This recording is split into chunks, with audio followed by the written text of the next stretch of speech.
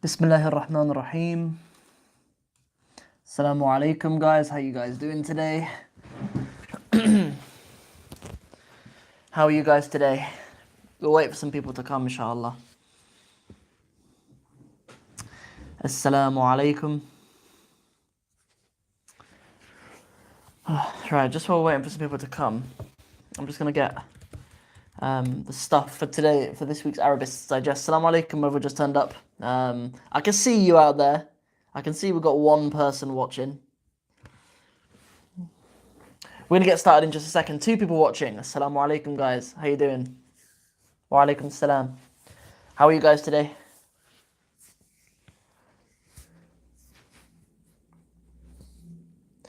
By the way, can you hear me okay?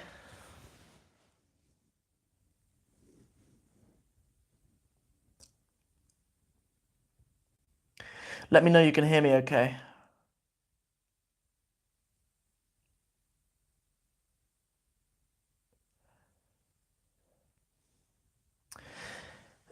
Okay, alhamdulillah, good. So, yes, we do have the Arabist Digest. We are going to talk about it. We did take a couple of weeks off. Hold on, I've just received something. Get rid of those. Okay, yeah, so we are going to go over the Arabist's Digest today. It's a really quick one. But we are actually going over a little bit of grammar today. Normally in the Arabist's Digest, I normally talk about kind of a study technique or something to do with, attitude for learning Arabic or resources for learning Arabic or something like that. But this time we've actually got a specific piece of grammar. It's something that one of my beginner students was worried about and couldn't quite figure out. So we've just paid a little bit of attention to it. And it is the topic of plural adjectives. Obviously, because like in English, obviously us English speakers, it takes a little while for us to kind of get our heads around that sometimes. Because firstly, for a lot of English speakers, we might not even know what an adjective is for a start, especially if you were educated in the UK, where, we only really started teaching our kids grammar like a few years ago. Like when I went to school, I was never taught what an adjective or a verb was.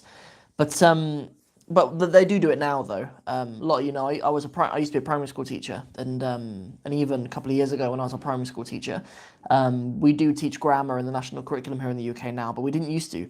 So so plural adjectives. Firstly, adjectives are words that describe nouns, right? Nouns are just things. As a good rule, anything you can put the in front of is a noun, as well as names and places, pretty much. Objects, names, places, concepts, and stuff like that. Those are nouns. So adjectives are things that describe nouns.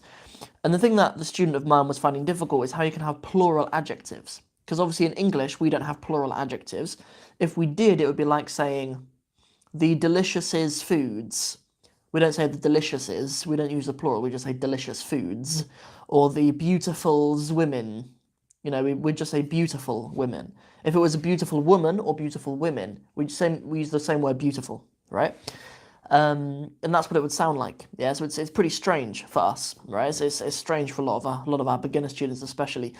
But in Arabic, part of the reason why we have plural adjectives is because whenever we make a phrase, whenever we have kind of a noun and an adjective, whenever we're saying something like the awesome book, or we're saying like the delicious coffee, or we're saying the best teacher, yeah, whenever you're saying anything like that, the 2 words need to agree in 4 different things, and one of them is number. By number we mean singular, dual, or plural. And there are 3 other ones. If you're not sure and you're interested, ask any of my students. But there are 3 other things that have to agree in. So we end up with adjectives needing to be plural. And I did include some. Actually, I did include some examples. So yes, the adjective and the noun, they need to agree in number, and then 3 other things as well. So I had some examples. So a singular version of one of these sentences might be something like al-bintul jamilatu, yeah, the beautiful girl, al-bintul jamilatu. But if we're going to make that plural, we're going to say al-banatu al-jamilatu. Yeah, we need to have al-jamilatu needs to be plural as well. Yeah, they both need to be plural. They both agree in some other things too. But next the example I had like ar-rajulul kareem. Yeah, so ar-rajulul kareemu. Yeah, the noble man, or the man, the noble. But in the plural, it needs to be ar-rijalul kiramu. Yeah, the kiram needs to be plural as well, but because the rijal is plural. The next one I had was al-waladul latifu. So a walad obviously is just one boy, and al-latifu is the kind, right, or the nice.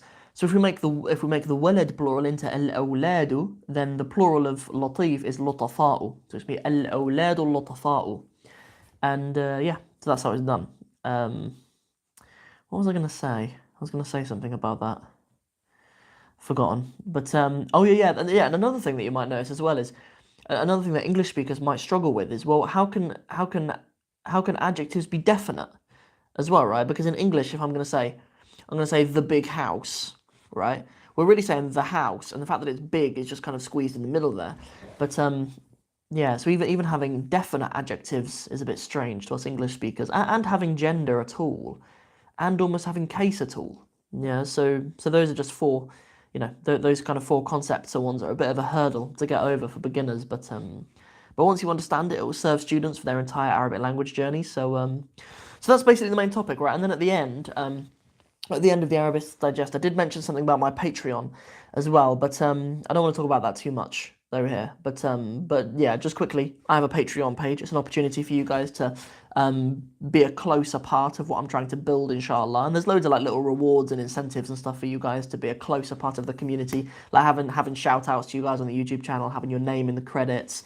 I'm also going to start doing some Arabic merch. So we're going to have like Arabic language orientated merchandise, like, all kinds of stuff, hats, t-shirts, pens, pop sockets for the back of your phone, stickers, badges, all kinds of stuff like that. They're all around learning the Arabic language. And some people who are on Patreon, if they're patrons at a certain level, then every month I'll send them in the post a new bit of Arabic language orientated merchandise. So there's loads of cool stuff going on in there for students who really enjoy my stuff and want to be close to it.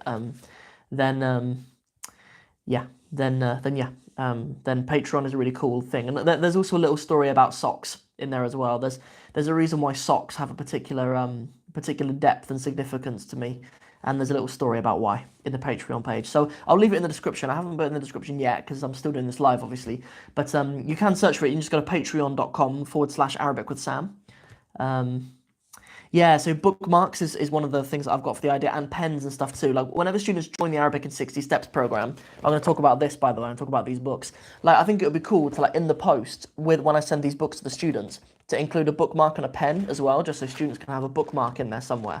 So, whatever page they're on, they can have a bookmark in there, and they can be using their Arabic with Sam pen or whatever. So merch is pretty cool. It's something that I've always wanted to do. Not because I care loads about having merchandise, but because it's just cool to give away stuff like that. I think it just gets people, I don't know, people like free stuff, don't they? And people like branded stuff and whatever. So yes, that's something really cool that we're working on as well. So we'll go to some questions. We won't long it out anymore. I'm going to move the camera a bit closer to me so that I can see your questions.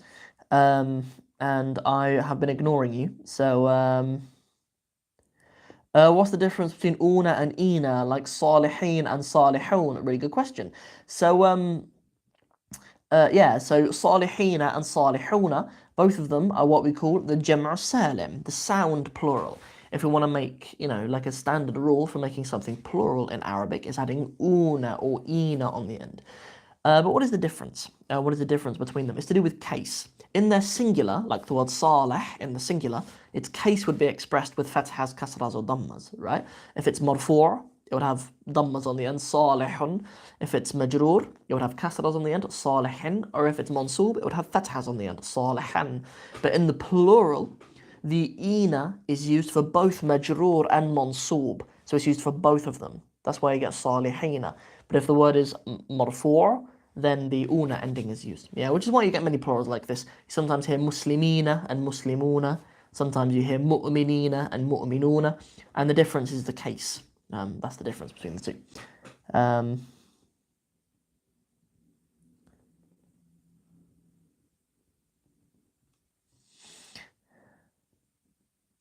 What's the difference between taqul and taqulu? I assume that's the vowels that you're talking about on there as well. Taqul and taqulu. So taqulu is the marfu' of the verb, the standard way of saying taqulu. You say taqul is the jazm or the majzoom. If you say something like lam taqul, it means you did not say. Lam taqul. That's the majzoom. I don't actually know what vowelage you're putting on them and stuff, but that's just what I can infer from it. Yeah, that's the difference. One of them is just the normal way of conjugating the verb, تقول, but تقل is in the majzoom case. The word majzoom means to sort of squeeze something. So often with these hollow verbs that have a waw in the middle, or an elif in the middle rather, in the past tense, they get squeezed. The long vowels get squeezed into short vowels, which is why تقول becomes تقل. Hope that's helpful. You're very welcome. You're very welcome. Yeah, man. Yeah, I'm really looking forward to putting out some merchandise, inshallah. It's something I've thought about for so long, and I don't know, because I'm trying to create. I'm not just trying to like create a course that I can make a living from. Like I'm trying to have a big impact on the way that people around the world learn Arabic, and have a platform and a channel for people to fall in love with it and to develop it deeply. And because of that, I need you guys. Like, I need people to be trying to further the message and trying to encourage other people to be learning Arabic and pointing other people in my direction as well and stuff. So like merchandise is a really good way to go, inshallah. Yeah, really excited about it. So yeah, so a really cool way for you to kind of support the channel and stuff, as well as getting bonuses. Like, you guys get incentives like free merchandise and stuff. You can become a patron of the channel. We already have a couple of patrons. Currently, I have $4 a month coming in, alhamdulillah. Yeah, but we need more than $4, obviously, because my first goal is to buy a new microphone. Like, guys, I've had this microphone. This is all I can afford. Honestly, this microphone is all I can afford at the moment to record sound, right? And it's like a £5 mic from Amazon. Like, I'd love for us just to have something better than that. So the first thing is I want to save up for a better microphone. I want to get one of those Yeti mics, inshallah. So that's the first goal. We need about $100 for that. Yeah, to get a Yeti mic, inshallah. And yeah, it'd just be really nice for the people who actually care about the stuff that I do and are into it. Be a cool way for you to just kind of be part of the journey, really, to go from, you know, the first videos that I made. You know, actually, I don't know if any of you guys would have known me back then. Like, when I started YouTube, I had this channel for teaching Somali. I still have the channel, but I'm just not active on it anymore. And my first videos I recorded on my laptop using the webcam on my laptop, and I just pressed, and I didn't know how to edit or anything. So at the beginning of the video, like, I'm sat there and you can see me like press record, and then I kind of sit back and then I just start speaking, and I just have to do it all in one take. You know, like now I do most of my videos in one take, but like back then, when I'd never recorded videos before, it's proper awkward. Yeah, so like no lighting, no microphone, nothing. Literally just the camera on my laptop. And then now, alhamdulillah, we've come a little bit of a way. We have some lights, and we have lapel mic, alhamdulillah. So we have some equipment and stuff, alhamdulillah. But yeah, we still have a long way to go. You know, we have a long way to go. Like, I think our community and the world needs something better for learning Arabic. We need. You know, we don't just need people putting out courses. We need like a real change. We need a culture. We need a culture shift in the world, I think, towards a better Arabic language learning experience. And you know, that it's not everyone has the capacity to do that, but I do. Not everyone has the ambition to try to build a team and a production team and write courses and put out stuff for free every day, but I do. Now, I do have the aptitude and the determination and the drive for that. So for people who support that mission, you know, you guys are busy, you know, you've got families and you've got jobs and other stuff. Rather than trying to be part of that mission yourselves, you can help me out with like $1 a month or $2 a month or whatever. And that goes a really long way. I think I've missed a lot of questions. Could you explain the rules for names after prepositions? So by names, do you mean like names of people, as in like Ibrahim and Maryam and Sam and Muhammad, or do you mean names as in like ism, as in nouns in general? Oh, okay, right. So really, it's just a matter of knowing which names are mamnu' min as-sarf and which ones are not. By mamnu' min as-sarf, it means that the word cannot take kasra or tanween. So, for example, the name Ibrahim cannot take kasra nor tanween. You'll never hear Ibrahimun or Ibrahimin or Ibrahiman. So it's just learning which names are mamnu' min as-sarf and which ones are not.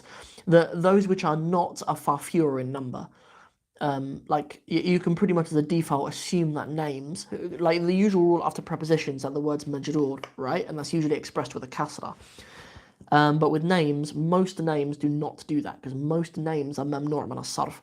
All feminine names are mamnu' min as-sarf, and all foreign names are mamnu' min as-sarf. So names that are not Arabic names like Yusuf, Ibrahim, Yunus, Musa, Isa. Musa and Isa are mebni, that they wouldn't have a kasra anyway, but like, or Maryam and stuff, do you know what I mean? They're non-Arab names, those names are. So they're mamnu' min as-sarf. But the only ones that that would take kasras, obviously Muhammad, you say ma'a Muhammadin, or bi Muhammadin. Another one is Ali, Aliyin, or Aliyan. What are the others? There are a few others, but those are like the most common ones by far. What are they? Can't remember. But yeah. But then I don't know, there are other names that they're not. Some of the names, like the name Saleh, for example, Saleh isn't just a name. Like it is also it's also an ism fa'il and it's also a word. Do you know what I mean? Saleh. So that isn't mamnu' min as-sarf. You know, I could say, you know, أنا مشيت مع صالح. I walked with Saleh. أنا ذهبت إلى المسجد مع صالح. I walked to the masjid with Saleh. And أنا رأيت صالحا. I saw Saleh. But that's not because it's a name. That's just because it's an ism fa'il. I don't know how helpful that is. It's learning how to treat names after prepositions is more about understanding how mamnu' min as-sarf works. Yeah, it's only a handful of names that would take kasras. Yeah, that's right. That's exactly right. Yeah, but all feminine names and foreign names wouldn't. Yeah, that's right. That's right. Even names that are not foreign names, like the name Aisha or Fatima, they're mamnu' min as-sarf. Yeah, you wouldn't say, you know, أنا جلست مع فاطمة. You wouldn't say I sat next to Fatimatin. You'd say مع فاطمة. Yeah. Yeah, and instead of its kasra, it expresses its being majroor with a fatha. That's kind of the rule with mamnu' min as-sarf. Yeah, it's still majroor, right? It's still majroor because it comes after a harf jar. But like when you're doing i'rab, you'd say majroor وعلامة جره الفتحة المقدرة على آخره لأنه ممنوع من الصرف. That's how you do it. You'd say, you know, it's Ismail Beaumont's messaging me, the brother from Mysore. Let's see what he's messaging me. May Allah bless the brother. How about names of places? Yeah, the same. That's the same. Yeah.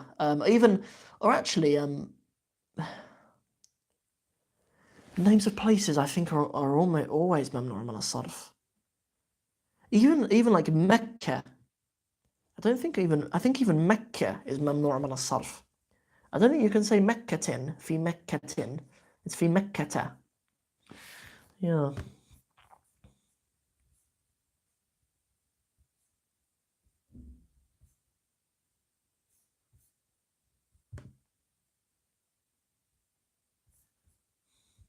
Good stuff, mashallah.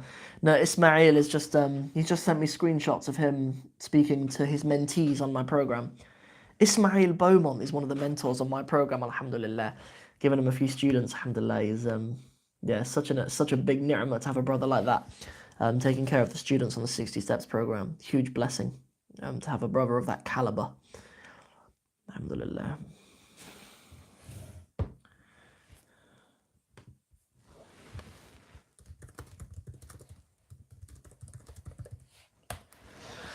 Right.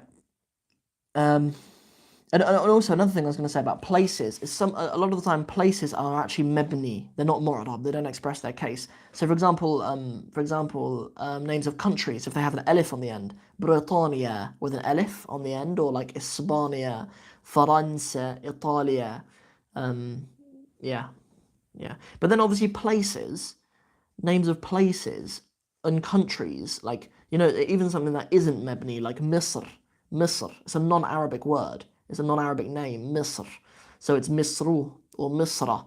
You don't say, أنا أنا كنت ساكن في مصر. You wouldn't say مصر, you say في مصر if you're talking about Egypt. Yeah.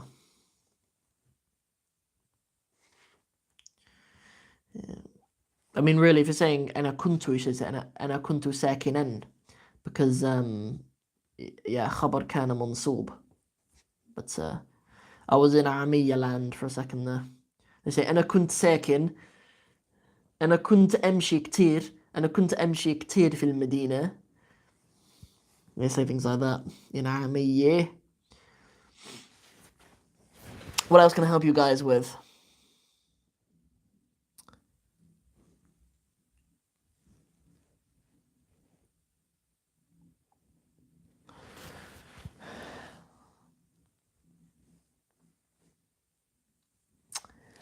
Cool.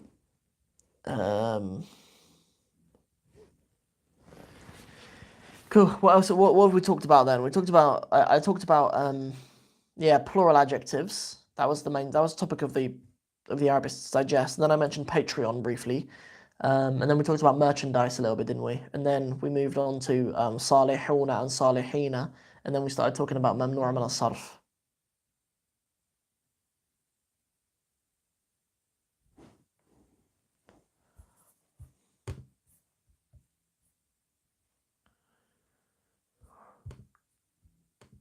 What else can I help you guys with? Talk to me.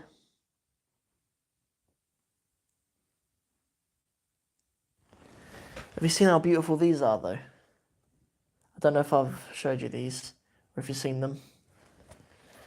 These are the workbooks that get posted to the students in the Arabic in 60 Steps program. Next day delivery, anywhere in the world.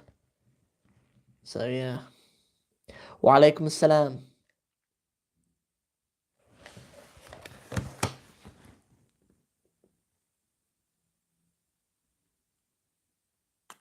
My advice for going through the 60 Steps program would be, yeah, to stick on one step until you understand it 85%. That would be my advice. Sometimes you won't understand it all, sometimes. And sometimes as you go, you'll kind of fill in the gaps later on. But 85%, if you feel like you've understood the step 85%, then move on. And I'd especially apply that within the first 15 steps as well, because we do so much. And also you've got sufficient amount of steps ahead of you to fill in the gaps. First 15 steps, I think it's good enough if you understand 80, maybe 85% of the content in the step. Yeah.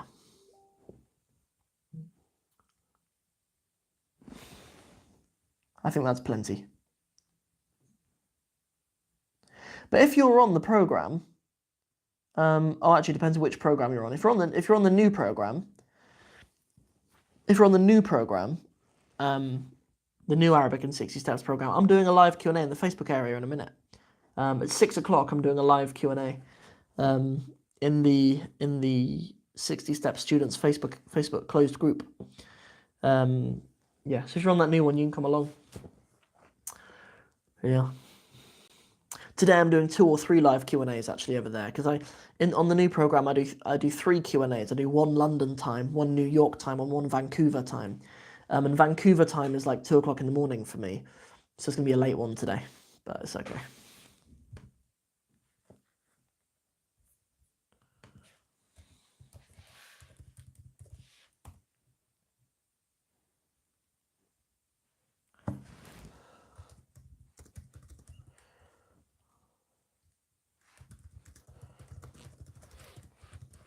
What else can I help you guys with?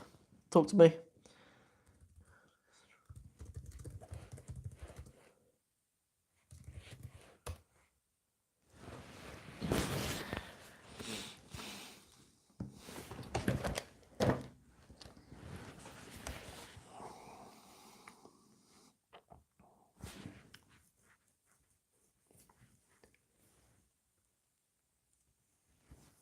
What do you guys think of the haircut, by the way?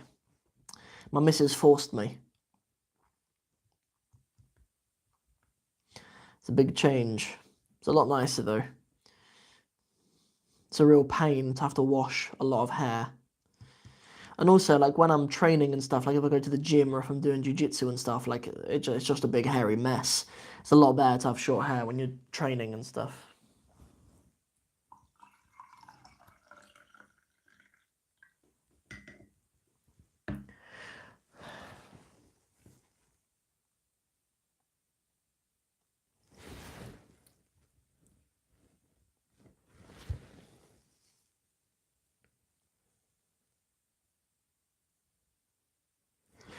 No. So there's a question about how did I get my hair to be the way it was before? No, I didn't wear a hat to train it like that or anything. It was just long enough that it would just sit back like that. Often the first thing I'd do is when I go up in the morning and have a shower, I'd just tie my hair up, and like when my hair was tied up tightly, it would just train it to go back. But I don't intend to have long hair ever again. Um, yeah, I don't intend to ever grow my hair long like that ever again. I've also got a really beard style as well. None of you have noticed. I'm leaving this little bit to grow. My wife said that I look more like a dad when I leave that bit. Um,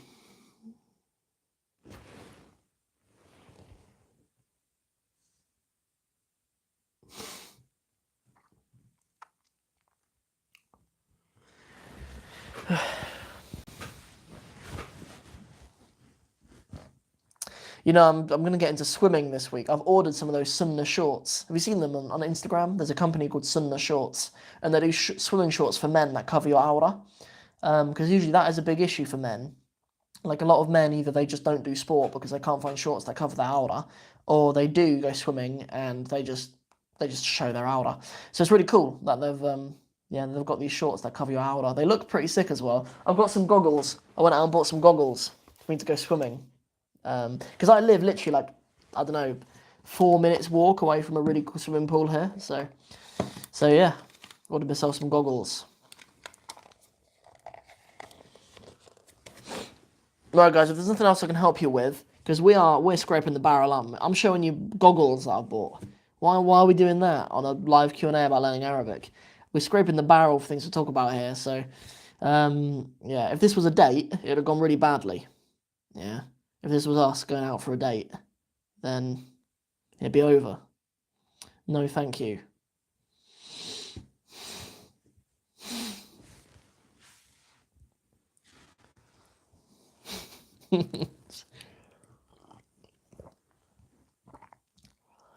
Yeah, cool. All right, okay. Well, I'll make myself busy for the next half an hour. Yeah, I'll busy myself, inshallah. I'll do something else. Um, cool. Yeah, nice. Well, we'll keep it under half an hour, inshallah. Maybe I want to stick around for 10 seconds in case any of you have a question. 9, 8, 7, 6, 5, 4, 3, 2, 1. All right, guys, let's call it a day. Those of you who are on the 60 Steps program, I mean, like the new program, this program, we're doing 3 live Q&As this evening. We're doing one 6 o'clock UK time, 6 o'clock New York time, and 6 o'clock Vancouver time as well. So those of you who are on that program, I'll see you guys then. You guys on YouTube, don't forget to check out my Patreon if you haven't already. Yeah, patreon.com/Arabic with Sam, and yeah. That'd be awesome. Check that out. If you haven't subscribed to the YouTube channel yet, please do. I've mentioned many times before that it makes my mum feel good when I have more subscribers. Yeah, because it means that she can tell her friends that I'm not a complete loser and there are actually people who subscribe to my YouTube channel. And that would be nice for my mum. See you guys again. Assalamu alaikum wa rahmatullahi wa barakatuh.